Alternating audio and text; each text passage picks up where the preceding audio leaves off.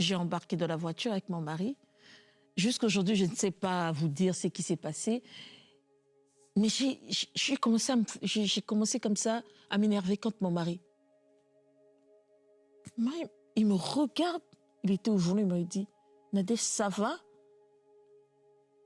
J'ai dit « Oui, ça va ».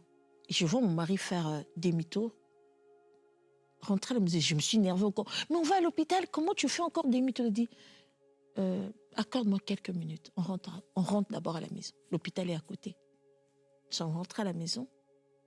Il m'a dit « Je préfère que tu te reposes un peu, j'arrive. » Il me dit ça. Il ressort de la maison. Je ne sais pas ce qu'il était allé faire. Il était dans le jardin, il parlait avec quelques travailleurs qui avaient là. Et là, mon beau-frère m'appelle, le petit frère de mon mari. Il est pasteur, il est prophète aussi. Il m'appelle, il me dit, il aime bien m'appeler « Mère, ça va ?» J'ai dit « Ça va pas, je me sens pas toujours bien jusqu'ici. Je dois être même hospitalisée. » Tout ça. Il a dit « Je viens de faire un... » Il a dit « Je sais pas comment te le dire, mais c'est comme si j'ai eu mes yeux fermés, comme un petit sommeil de 5 minutes. J'ai vu une scène, il m'a raconté la scène, il a dit... Finalement, dans la scène en question, je ne sais pas dévoiler tout ça, finalement, à la fin de cette scène, il a vu que j'ai été empoisonnée.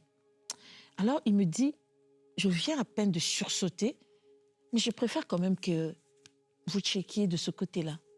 J'ai senti ça en me réveillant, que vous devez voir ce côté du poison. Alors, quelques minutes, j'ai coupé avec lui, mon mari rentre dans la maison. Je lui raconte, je dis, regarde, ton petit frère vient de m'appeler, il m'a dit ça. Il a dit, quoi? Il a dit, ça fait, avant même qu'on aille à l'hôpital, c'est ta sœur qui m'avait appelé. J'ai dit, qu'est-ce qu'il y a? Qu'est-ce qu'elle t'a dit? Elle a dit qu'elle était en train de prier parce qu'elle s'inquiétait pour moi. Tout le monde s'inquiétait pour moi. Je pouvais voir que les gens s'inquiétaient, mais personne ne pouvait faire quelque chose.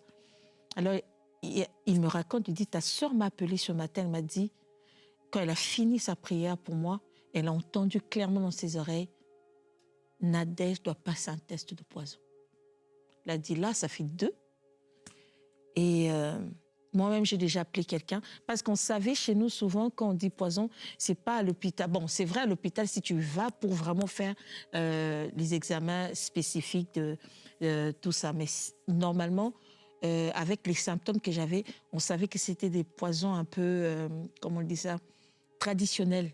Et ça, c'est très dangereux parce que quand tu vas à l'hôpital moderne, ça ne marche pas. Surtout quand on te donne la perfusion, c'est fini pour toi.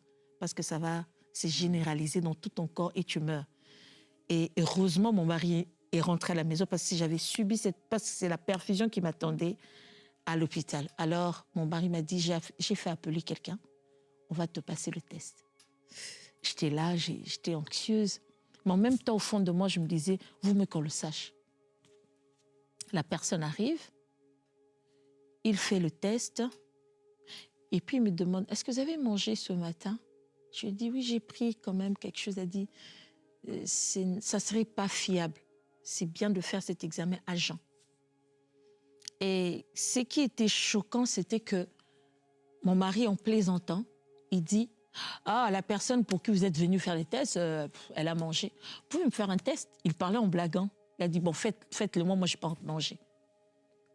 Et ce qui était choquant, lorsqu'on lui fait le test, même le monsieur qui faisait le test a crié.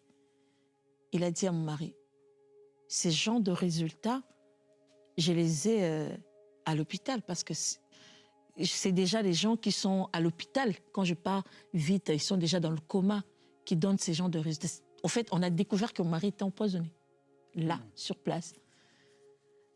On était tellement